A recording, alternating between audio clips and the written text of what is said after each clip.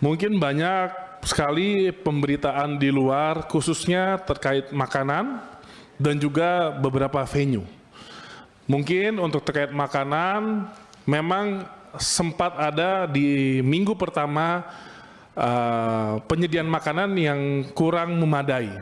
Tapi itu langsung dievaluasi dan ditanggap cepat baik itu dari penyelenggaraan Aceh maupun Sumut. Karena makanan itu merupakan tanggung jawab daerah melalui APBD. Tapi saya selalu bilang di media, saat ini pengelolaan PON ini saya tidak mau mendikotomi mana tanggung jawab daerah, mana tanggung jawab pusat. Pokoknya semuanya tanggung jawab Menpora, Bu.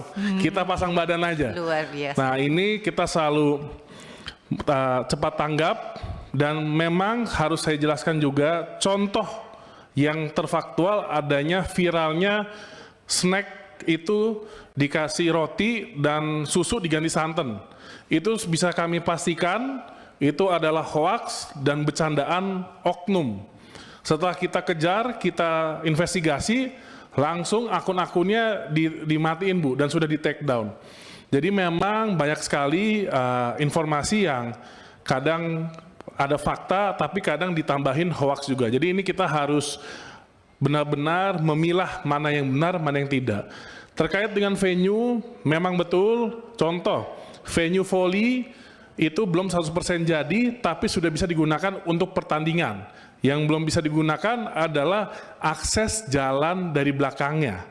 Karena saat kejadian viral itu, akses jalan utamanya sedang proses sterilisasi.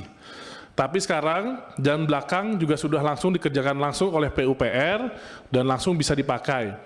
Dan baru saja ada kejadian hari ini menyedihkan, sedikit ada roboh, sedikit bukan roboh ya, atapnya bocor di venue tembak.